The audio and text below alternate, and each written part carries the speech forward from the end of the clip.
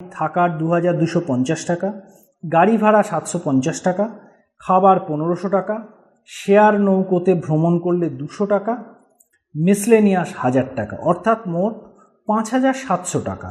নমস্কার বন্ধুরা, আমাদের চ্যানেলে আপনাদের সকলকে জানাই সুস্বাগতম।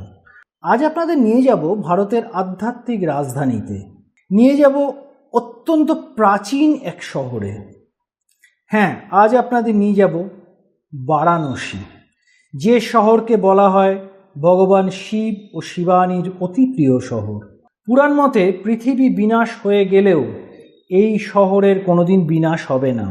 এই শহরকে বিনাশের হাত থেকে রক্ষা করবেন স্বয়ং বিনাশেরই দেবতা দেবাদিদেব মহাদেব। বারাণসী, বরুণা ও অসি এই দুই নদীর নাম থেকে এই শহরের নাম হয়েছে বারাণসী। অনেকে এই শহরকে বেনারস ও কাশীও বলে থাকেন, তবে সব থেকে পুরনো নাম হচ্ছে কাশী। কাশী সেই শহর যেখানে মহাদেব পার্বতীকে দেখেছিলেন। কাশী সেই শহর যেখানে 108 জন্মের পরে সতী পার্বতী রূপে প্রকট হয়েছিলেন। পৌরাণিক মতে কাশীতে কেবল শিব না, শিবের সাথে শিবানীও জড়িয়ে আছেন। বারাণসীতেই আছে এশিয়ার সব থেকে বড় আবাসিক বিশ্ববিদ্যালয় বেনারস হিন্দু ইউনিভার্সিটি। কাশী মন্দিরের শহর, ভারতের আধ্যাত্মিক রাজধানী, শাস্ত্রীয় সঙ্গীতের শহর, শিক্ষার শহর, আর এই পৃথিবীর বুকে অন্যতম পুরনো লিভিং সিটি হিসেবে সারা পৃথিবীর কাছে বিখ্যাত। কাশীতে ভগবান শিবের 12টি জ্যোতির্লিঙ্গের মধ্যে অন্যতম কাশী বিশ্বনাথ জ্যোতির্লিঙ্গ বিদ্যমান। বলা হয় যে ব্যক্তির বারাণসীতে মৃত্যু হয় তার জন্ম আর মৃত্যুর চক্র থেকে মুক্তি ঘটে এবং সেই পবিত্র আত্মা ভগবান শিবের মধ্যে বিলীন হয়ে যায়। কিভাবে আসবেন বারাণসী? বারাণসীর সবথেকে নিকটবর্তী airport Lal Bahadur Shastri international airport. এটি বারাণসী থেকে 25 কিলোমিটার দূরত্বে অবস্থিত। এখান থেকে আপনি ক্যাব নিয়ে বারাণসী পৌঁছতে পারেন। ভাড়া পড়বে 500 থেকে 700 টাকার মতো। আর যদি আপনি ট্রেনে আসেন তো বারাণসী রেলওয়ে জংশন বা কাশী রেলওয়ে স্টেশনে আসতে পারেন। এই দুই স্টেশনে মধ্যবর্তী দূরত্ব 5 থেকে 6 কিলোমিটার। বারাণসী জংশন থেকে বেনারসের প্রাণকেন্দ্র দোগলিয়া চকে আসতে অটো ভাড়া লাগবে 100 টাকার মতো। একটা কথা বলে রাখি শুরুতেই, বারাণসীতে কিন্তু গাড়ি ভাড়া হোক, নৌকা ভাড়া হোক বা পান্ডাদের সাথে রেট ঠিক করা হোক, প্রতি ক্ষেত্রেই রীতিমতো বার্গেনিং করে টাকা পয়সার চুক্তি করতে হবে, অন্যথায় চূড়ান্তভাবে ঠকবেন। সরাসরি ওই দুই স্টেশনে টিকিট না পেলে মোগলসারাই জংশন, যার বর্তমান নাম পণ্ডিত দীনদয়াল উপাধ্যায় জংশন, সেখান থেকেও আসতে পারেন বারাণসী। মোগলসারাই থেকে অটোতে বেনারস পৌঁছতে আধ ঘন্টা লাগে। ট্যুরিস্টরা সাধারণত ফুল অটো বুক করেন, সেক্ষেত্রে ভাড়া লাগবে 300 থেকে 400 টাকার মতো। বারাণসী কোন সময় ভিজিট করবেন? এমনিতে তো এখানে সারা বছরই বেড়াতে আসা যায়, তবে বারাণসী বেড়ানোর আদর্শ সময় অক্টোবর থেকে ফেব্রুয়ারি মাস। গ্রীষ্মে এখানে গরম থাকে প্রচণ্ড, আর বর্ষার কথা তো বলার কোনো প্রয়োজন নেই বলেই মনে হয়। বারাণসীকে এক্সপ্লোর করতে হলে শীতকালই সব থেকে ভালো। বারাণসীতে থাকবেন কোথায়? আপনি চেষ্টা করবেন কাশী বিশ্বনাথ মন্দিরের কাছাকাছি গোদলিয়াতে থাকার। এখানে দিন প্রতি 1000 থেকে 2500 টাকার মধ্যে অনেক ভালো এসি হোটেল পেয়ে যাবেন। তাছাড়া প্রচুর বাজেট হোটেলও পাবেন 500 থেকে 1000 টাকার মধ্যে। আরও সস্তায় থাকতে চাইলে থাকতে পারেন ধর্মশালাতে। এখানে এরকম পার ডে 200-300 টাকার মধ্যে অনেক ধর্মশালাও পেয়ে যাবেন। থাকার পরেই আসে খাবার প্রসঙ্গ। এই প্রসঙ্গে বলার কিছু নেই মনে হয়, কারণ বারাণসীকে ভারতের অন্যতম বেস্ট খাবার জায়গা বলে মনে করা হয়।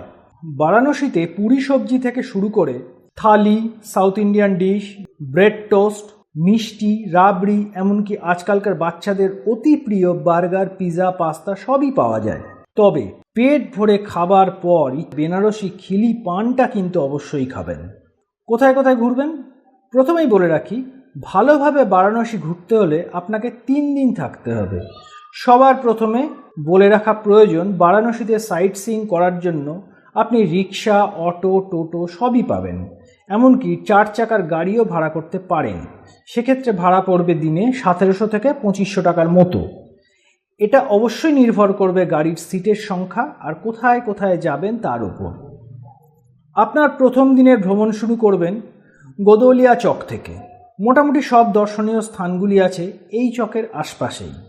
প্রথম দিন, সবার আগে বারাণসীতে এসে আপনার প্রথম দর্শনীয় মন্দিরটি হবে কাল ভৈরব মন্দির।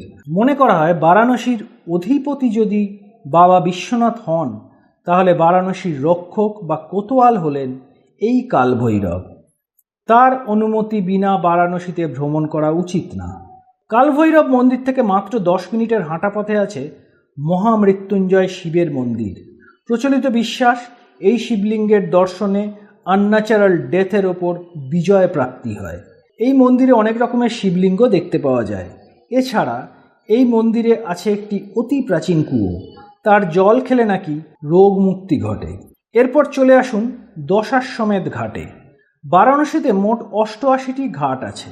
এর মধ্যে বিশেষ উল্লেখযোগ্য হল দশাশ্বমেধ ঘাট, মণিকর্ণিকা ঘাট, আস্সি ঘাট, হরিশ্চন্দ্র ঘাট, আদি কেশব ঘাট, পঞ্চগঙ্গা ঘাট ইত্যাদি। এর মধ্যে মণিকর্ণিকা ঘাট আর হরিশ্চন্দ্র ঘাট দাহ কার্যের জন্য ব্যবহৃত হয়। গঙ্গার অর্ধচন্দ্রাকার গতিপথের ধারে ধারে 6 থেকে 7 কিলোমিটার ব্যাপী এই ঘাটগুলো একের পর এক রয়েছে। ইচ্ছা করলে পায়ে হেঁটেও এই ঘাটগুলো দেখে নিতে পারেন।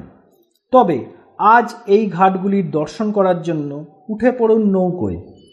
শেয়ার নৌকায় ভাড়া পড়বে 200 টাকার মতো, আর যদি পুরো নৌকা ভাড়া নেন তাহলে খরচ পড়বে 1500 থেকে 2000 টাকা।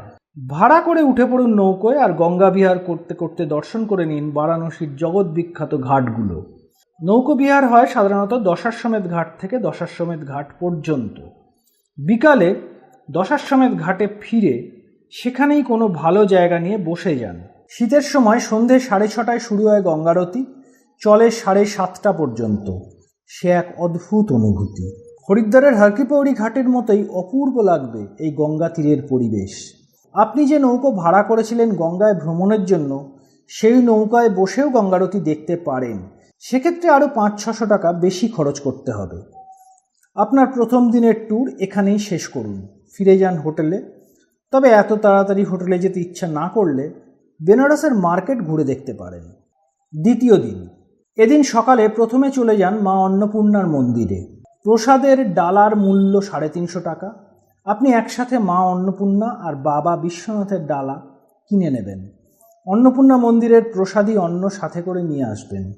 বিশ্বাস, এই প্রসাদী অন্ন যদি বাড়িতে রাখেন তাহলে বাড়িতে কোনোদিন অন্নের অভাব হয় না। অন্নপূর্ণা দেবীর দর্শন সেরে চলে যান কাশীর অন্যতম প্রধান আকর্ষণ বিশ্বনাথ মন্দিরে। বর্তমান কাশী বিশ্বনাথ মন্দির 1780 সালে মহারানী অহল্যাবাই হোলকার নির্মাণ করেছিলেন। পরে 1835 সালে মহারাজা রঞ্জিত সিং 1000 কিলো সোনা দিয়ে মন্দিরের চূড়াটা মুড়ে দেন। তাই এই মন্দিরকে বেনারসের স্বর্ণ মন্দিরও বলা হয়। একটা কথা মনে রাখবেন, এখানে মোবাইল, ক্যামেরা, ব্যাগ ইত্যাদি নিয়ে প্রবেশ করা যায় না। মন্দিরে যাবার পথে যেসব দোকান থেকে পুণ্যার্থীরা পুজোর মালা, ডালা ইত্যাদি কেনেন, সেখানেই লকার থাকে, সেখানে ওইসব রেখে যেতে পারেন। যদি আপনি বাইরের থেকে ডালা না কেনেন তাহলে মন্দিরের মধ্যেও লকারের ব্যবস্থা আছে, সেখানে রেখে যাবেন। ভারতের অন্যান্য অনেক মন্দিরের মতোই এখানেও 300 টাকা দিয়ে ভিআইপি লাইনের টিকিট কাটতে পারেন। তবে ভিআইপি টিকিট থাকলেই কিন্তু এটা ভাববেন না যে আপনি যাবেন, দর্শন করবেন আর চলে আসবেন। এখানেও লাইনে আপনাকে দাঁড়াতে হবে। তবে সাধারণ লাইনের থেকে এর লাইন কিছুটা কম থাকে। এই যা। এবার একটা কথা বলি, পান্ডা বা পুরোহিতরা দর্শন করিয়ে দেওয়ার জন্য আপনাকে ধরবে। তারা আপনার জন্য তাদের লোক লাইনে দাঁড় করিয়ে রাখবে। আপনি গেলে সেই লোক বেরিয়ে আসবে আর আপনি সেই জায়গায় দাঁড়িয়ে পড়বেন। কিন্তু তার জন্য কত টাকা চাইবে সেটাও জেনে রাখুন। তারা চাইবে জনপ্রতি 1100 টাকা থেকে 1500 টাকা। আপনি কি করবেন? নিজে দাঁড়ালে সময় বেশি লাগবে, আর পান্ডা বা দালাল যাই বলুন তাদের সাহায্য নিলে পার হেড ওই টাকা দিতে হবে। তাহলে কি করা উচিত? সকাল 4টে থেকে 11টা পর্যন্ত মন্দির দর্শন করা যায়। টাইমিংটা অনেকটা এই রকম।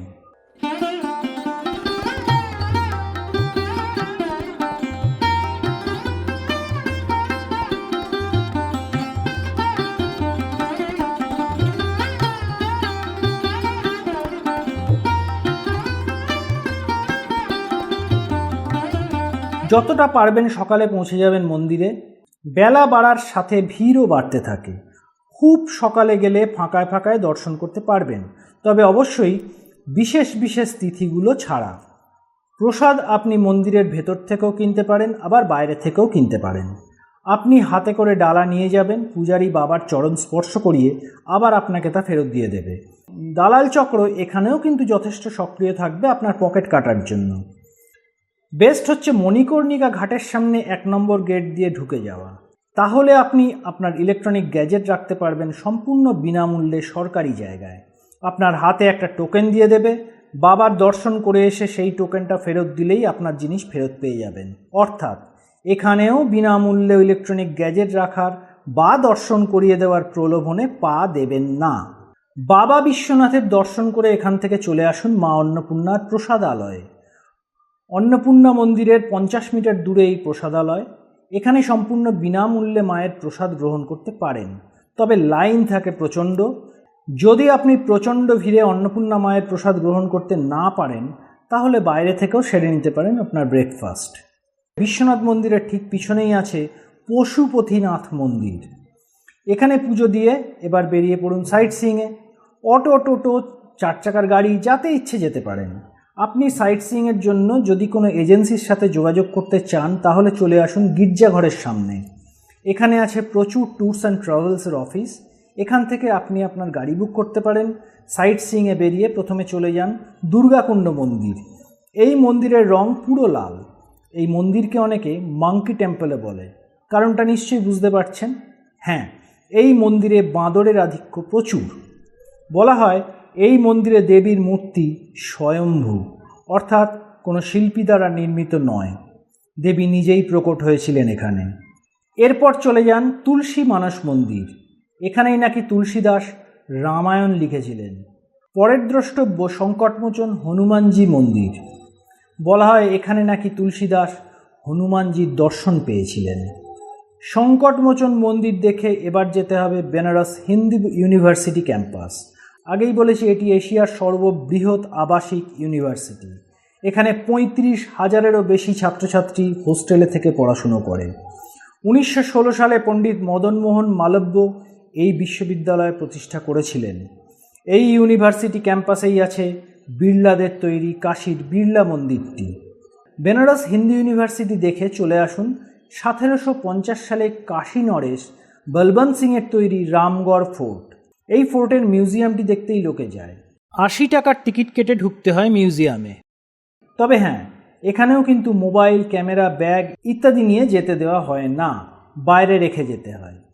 ফোর্ট দেখার পর চলে যাবেন কাশী থেকে 10 কিলোমিটার দূরে সারনাথ। এখানে বোধি লাভের পর 528 খ্রিস্টপূর্বাব্দে ভগবান তার প্রথম 5 জন শিষ্যকে ধর্মজ্ঞান দান করেছিলেন। বৌদ্ধদের 4টি প্রধান তীর্থের মধ্যে একটি ধরা হয় এই সারনাথকে।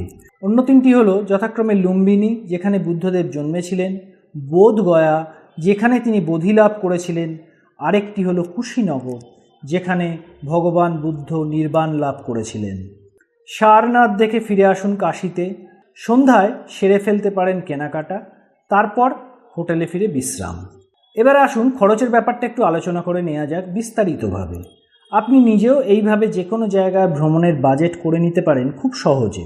ধরা যাক আপনি 1500 টাকার হোটেলে উঠেছেন, তাহলে 3 দিনের খরচ পড়বে 4500 টাকা। যদি 2 জন থাকেন তাহলে খরচ হবে 2250 টাকা করে। যদি আপনি সাইট সিইংয়ের জন্য অটো ভাড়া করেন তাহলে ধরলাম 1500 টাকা খরচ। সেটাও 2 জনের মধ্যে ভাগ করে নিলে হবে 750 টাকা করে। খাবার খরচ এখানে খুবই রিজনেবল। স্বাভাবিকভাবে একজনের খাবার খরচ দিনে 500 টাকার বেশি হওয়া উচিত না। তাহলে 3 দিনের খাবার খরচ হবে 1500 টাকা। নৌকো ভ্রমণ যদি শেয়ারে করেন তাহলে সেক্ষেত্রে 200 টাকা। পুজোর ডালা, টুকটাক রিক্সা ভাড়া, এন্ট্রি ফি ইত্যাদি আনুষঙ্গিক খরচ ধরে নিতে পারেন জনপ্রতি আরও 1000 টাকা। তাহলে 2 জন থাকলে জনপ্রতি খরচ পড়বে আনুমানিক থাকার 2250 টাকা, গাড়ি ভাড়া 750 টাকা, খাবার 1500 টাকা, শেয়ার নৌকোতে ভ্রমণ করলে 200 টাকা, মিসলেনিয়াস 1000 টাকা, অর্থাৎ মোট 5700 টাকা। মোটামুটি এই রকম বাজেট নিয়ে আপনি 3 দিনের জন্য বেনারস ঘুরে আসতে পারেন। অর্থাৎ দিন প্রতি জনপ্রতি 1500 টাকা থেকে 2000 টাকার মতো খরচ পড়বে। ট্রেন বা বিমানে বেনারস পৌঁছানোর খরচ কিন্তু আলাদা। এই প্রসঙ্গে বলে রাখি, আগেও প্রায় প্রতিটা ভিডিওতেও বলেছি, এবারও বলছি, এই খরচের ব্যাপারটা কিন্তু সম্পূর্ণভাবে আপেক্ষিক। কেউ এই ট্যুরটাই ধর্মশালায় থেকে খুব সাধারণ মানের হোটেলে খাবার খেয়ে খরচটাকে অনেকটাই কমিয়ে আনতে পারবেন। আবার কেউ ডিলাক্স ক্যাটাগরির হোটেলে থেকে পিৎজা, বার্গার বা অন্যান্য দামি খাবার খেয়ে 4 চাকার গাড়িতে চড়ে সাইট সিইং করে, পুরো নৌকো ভাড়া নিয়ে, পুরোহিতকে, পাণ্ডাকে প্রচুর দক্ষিণা ইত্যাদি দিয়ে দান ধ্যান করে খরচটা অনেকটাই বাড়িয়ে দিতে পারেন। চলুন এবার চলে যাই তৃতীয় তথা শেষ দিনের ভ্রমণে। এদিন সকালে সবার আগে একটা টোটো বা রিক্সা নিয়ে চলে যান ভারত মাতার মন্দির। মন্দিরটি মহাত্মা গান্ধী কাশী বিদ্যাপীঠ ক্যাম্পাসে অবস্থিত। এই মন্দিরে কোনো দেবদেবীর মূর্তি নেই। এখানে পূজিত হন আমাদের দেশ ভারত মাতা। এখানে আছে মার্বেল নির্মিত অখণ্ড ভারতের একটি নিখুঁত ম্যাপ। 1936 সালে মন্দিরটি উদ্বোধন করেছিলেন মহাত্মা গান্ধী। ভারত মাতার মন্দির দেখে আবার ফিরে আসুন দশাশ্বমেধ ঘাটের কাছে। এখানে এসে দেখে নিন যন্তর মন্তর। 1724 থেকে 1737 সালের মধ্যে মহারাজা দ্বিতীয় জয়সিংহ মুঘল শাসিত ভারতবর্ষে মোট 5টি মান মন্দির নির্মাণ করেন: জয়পুর, মথুরা, দিল্লি, উজ্জয়িনী এবং বেনারসে। এরপর চলে যান ভার্চুয়াল এক্সপিরিয়েন্সিয়াল মিউজিয়াম, যেখানে আপনি ভার্চুয়ালি অডিও ভিজুয়াল দ্বারা গঙ্গা নদীর উৎপত্তি থেকে সম্পূর্ণ বেনারস শহরকে দেখে নিতে পারবেন মাত্র 20 মিনিটের মধ্যে। এই ভার্চুয়াল এক্সপিরিয়েন্সের টিকিট 25 টাকা করে। এরপর চলে আসুন মণিকর্ণিকা ঘাটে। তবে ঘাটে আসার আগে চলে যান বিশালাক্ষী দেবীর মন্দিরে। বলা হয় মণিকর্ণিকা ঘাটে দেবী সতীর কানের দুল পড়েছিল, তাই এখানে মায়ের শক্তিপীঠ স্থাপিত হয়। মা এখানে বিশালাক্ষী নামে পূজিতা হন। আদি শঙ্করাচার্য তার পরিব্রাজনের সময় 18টি সতীপীঠ বা শক্তিপীঠ দর্শন করেছিলেন। এই 18টি শক্তিপীঠকে বলা হয় মহাশক্তিপীঠ। তার মধ্যে কাশীর এই শক্তিপীঠ অন্যতম। এরপর দেখে নিন রত্নেশ্বর মন্দিরটি। এই মন্দিরটি 9 ডিগ্রি হেলে আছে। পিসার টাওয়ার হেলে আছে 4 ডিগ্রি। মণিকর্ণিকার ঘাটের কাছে এই মন্দিরকে কাশীর লিনিং টেম্পলও বলা হয়। এই লিনিং টেম্পলকে নিয়ে একটি প্রচলিত কাহিনী আছে। শোনা যায় রাজা মানসিংহের এক সেবক তার মা রত্নাবাইয়ের জন্য মন্দিরটি বানিয়েছিলেন। মন্দির শেষ হবার পরে সেই সেবকটি ঘোষণা করেছিলেন যে সে তার মায়ের ঋণ শোধ করে দিল। এই কথা উচ্চারিত হবার সাথে সাথে এই মন্দিরটি হেলে যায়, কারণ মায়ের ঋণ কখনোই শোধ করা যায় না। এই মন্দিরটির মধ্যে বছরের বেশিরভাগ সময় গঙ্গার জল ঢুকে থাকে। সকলে মন্দিরটিকে শাপগ্রস্ত বলে মনে করেন, তাই এই মন্দিরে কোনো ভগবানের পুজো হয় না। তবে এই লিনিং টেম্পল কিন্তু পৃথিবীতে বেশ প্রসিদ্ধ, তাই দেশ বিদেশ থেকে অনেক পর্যটক এই মন্দিরটা দেখতে আসেন। এবার চলে আসুন রহস্যময় মণিকর্ণিকা ঘাটে। হরিশ্চন্দ্র ঘাট আর এই মণিকর্ণিকা ঘাটে দাহ সংস্কারের কাজ হয়। কিন্তু মণিকর্ণিকা ঘাট কেন রহস্যময় বলা হয়? কারণ এখানে 24 ঘন্টা দাহকার্য চলে। কোনো সময় এই মহা শ্মশান ঘাটের চিতা নেবে না। সেই কোন যুগ থেকে চিতার আগুন দাউ দাউ করে জ্বলে চলেছে এই ঘাটে। এমনকি বর্ষার বৃষ্টিও সেই জ্বলন্ত চিতার আগুনকে নেভাতে পারে না। স্থানীয় মানুষজনের ধারণা, যেদিন মণিকর্ণিকা ঘাটে চিতার আগুন জ্বলবে না, সেদিন প্রলয় নেমে আসবে বারাণসীর বুকে। মণিকর্ণিকার ঘাট দেখে যতটা পারেন পায়ে হেঁটে একে একে দেখে নিন আশপাশের ঘাটগুলো। তারপর ফিরে যান হোটেলে। সেদিনটা পায়ে হেঁটে ঘুরে দেখুন বারাণসীকে। কাশীর গলিতে ঢুকতে কিন্তু ভুলবেন না। কাশীর গলি হচ্ছে পৃথিবী বিখ্যাত। এদিন আপনি করে নিতে পারেন মার্কেটিং। আপনার এই 3 দিনের বেনারস ট্যুরের মধ্যে আপনি যদি সময় বের করতে পারেন, তাহলে এক সন্ধ্যাতে সেরে নিতে পারেন বেনারসের এক অসাধারণ ক্রুজ ট্যুর। এই ট্যুরটা কন্ডাক্ট করে অলকানন্দা ক্রুজ লাইন। এই ক্রুজ সার্ভিস সকালে ও বিকেলে দুবেলাই চলে। 3x3 সিটে বসে কাঁচের জানলা দিয়ে দেখতে পারেন বেনারসের 84টা ঘাট। এই ক্রুজটা ছাড়ে রবিদাস ঘাট থেকে। গোদালিয়া চক থেকে রবিদাস ঘাট টোটোতে চড়ে যেতে লাগে 100 টাকা। এই ক্রুজ লাইনের আন্ডারে 4টে ক্রুজ সার্ভিস আছে: Vivekananda cruise, Manekshaw cruise, Alaknanda cruise আর ভাগীরথী ক্রুজ। এর মধ্যে অলকানন্দা আর ভাগীরথী ক্রুজ সকালেও চলে।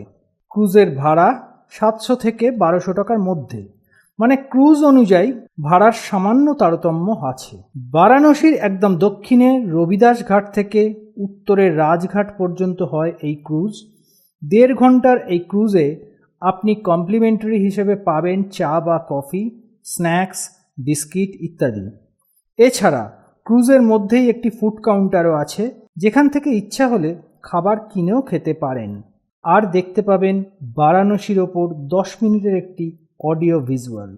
যদি আপনি ইভিনিং ক্রুজের টিকিট নেন তাহলে মাঝে দশাশ্বমেধ ঘাটে সন্ধ্যারতি দেখার জন্যে এই ক্রুজ 10 মিনিট দাঁড়াবে, তারপরে আবার এগিয়ে যাবে রবিদাস ঘাটের দিকে। এর বুকিং করতে পারেন অনলাইনে এই ওয়েবসাইট থেকে। কিভাবে করবেন দেখে নিন ভালো করে। গুগলে গিয়ে সার্চ করুন অলকানন্দা ক্রুজ। প্রথমেই যে লিঙ্কটা আসবে তাতে ক্লিক করুন। এখানেই দেখতে পাবেন 4টে জলযানের ছবি। এরপর নিচে এসে ক্লিক করুন বুক নাওতে। এখানে প্রথমে দেখতে পাচ্ছেন দেব দীপাবলিতে যে স্পেশাল ক্রুজ আছে তার ডিটেলস দেওয়া আছে। আর একটু নিচে এলে দেখতে পাবেন ইভিনিং ক্রুজ আর মর্নিং ক্রুজের বাটন। এখানে ক্লিক করে ডিটেল দিয়ে পেমেন্ট ইত্যাদি করে বুক করে নিতে পারবেন। তারপর নির্ধারিত দিনে নির্ধারিত সময় পৌঁছে যাবেন রবিদাস ঘাটে। আর একটা কথা এই প্রসঙ্গে বলে রাখি, বেনারসে গিয়ে বাঙালি আমিষ খাবার খেতে চাইলে আপনাকে যেতে হবে গির্জাঘরের কাছে ক্যালকাটা হোটেলে। হোটেলটা দেখতে তেমন এলিট ক্যাটাগরির না হলেও খাবার মান কিন্তু বেশ ভালো আর দামও রিজনেবল। তবে একটা জায়গার কথা বলা উচিত বারাণসীর কথা বলতে গেলে, সেটা হলো ডেথ হোটেল বা মুক্তিলাভ ভবন। দূর দূরান্ত থেকে মুমূর্ষ বৃদ্ধ বৃদ্ধারা এখানে আসেন কাশীধামে শেষ নিঃশ্বাস ত্যাগ করার আশায়। মুক্তিলাভ ভবনে মোক্ষার্থীর সাথে অন্তত 2 জন পরিবারের সদস্যকে থাকতে হয় মুমূর্ষ ব্যক্তির সেবা ইত্যাদি করার জন্য। প্রাথমিকভাবে 15 দিনের জন্য থাকতে দেওয়া হয়। তার মধ্যে যদি মোক্ষার্থী শেষ নিঃশ্বাস ত্যাগ না করেন তাহলে 15 দিনের সময়সীমা আরও কিছুদিন বৃদ্ধি করা হয়। কিন্তু এর পরে বাড়ির লোককে মোক্ষার্থীকে ফিরিয়ে নিয়ে যাওয়ার অনুরোধ করা হয়। 1958 খ্রিস্টাব্দে ডালমিয়া পরিবার এই কাশী লাভ মুক্তি ভবনের প্রতিষ্ঠা করেন।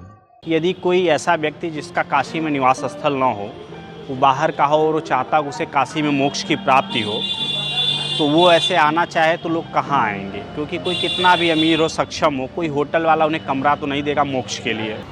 उन मोक्षार्थियों का प्रवेश होता है जिन्हें या तो डॉक्टर ने जवाब दे दिया हो, या फिर वो मोक्षार्थी जिनका नित्य खाना पीना छूट गया, नित्य कर्म करने में सक्षम ना हो और अंतिम समय हो, उनका सेवा सत्कार परिजनों द्वारा की जा रहा हो। मोक्षार्थी और उनके परिजनों को हमारे यहाँ जो 10 कमरे उपलब्ध है उसमें से एक कमरा दिया जाता है। उस कमरे में हमारे यहाँ 2 चौकी हैं, पंखे हैं, बल्ब हैं, लाइट हैं, सारी व्यवस्थाएं उपलब्ध हैं। हम उन मोक्षार्थियों को और उनके परिजनों को उस कमरे में रहने के दौरान बर्तन की सुविधा देते हैं, जिससे कि वो भोजन वगैरह बना करके अपने मोक्षार्थी और अपने को खा पी सकें। 1958 से अब तक यहाँ 14,834 लोग आ चुके हैं, जिसमें से 90% लोग मोक्ष को प्राप्त कर चुके हैं। कोई शुल्क हमारे यहाँ नहीं लिया जाता है, सारी सुविधाएं निःशुल्क हैं। बस विद्युत चार्ज, चूँकि विद्युत का मिसयूज ना कोई करे, तो 20 रुपया पर डे रखा गया है। उन्हें यदि वो गरीब है, वो सक्षम ना हो और नित्य अपना अंतिम कर्म करने में यदि सक्षम ना हो, अंत्येष्टि कर्म में सक्षम ना हो, तो सारी व्यवस्था यदि वो सक्षम ना हो तो हमारा ट्रस्ट उसकी मदद करता है। जो हमारे यहाँ काशी लाभ मुक्ति भवन की परंपरा है उसमें किसी भी धर्म के लोग आ सकते हैं। सिर्फ हिंदू ही नहीं, यहाँ सिख भी आ सकते हैं, ईसाई भी आ सकते हैं, मुस्लिम भी आ सकते हैं। तो आपका जो अंतिम संस्कार की प्रक्रिया है वो अपने रीति रिवाज के अनुसार करें। हम सिर्फ आपका सहयोग करेंगे, आपकी कोई आवश्यकता होगी तो वो पूरी करने का प्रयास करेंगे। আশা করি আজকের ভিডিওটা আপনাদের ভালো লেগেছে। ভিডিওটা যদি সত্যিই ভালো লেগে থাকে তাহলে একটা লাইক আর শেয়ার তো আশা করতেই পারি। আর হ্যাঁ, আপনারা যদি চ্যানেলের নতুন দর্শক হন তাহলে বেল বাজিয়ে চ্যানেলটা সাবস্ক্রাইব করতে কিন্তু ভুলবেন না। আজ তাহলে এখানেই শেষ করছি। নমস্কার।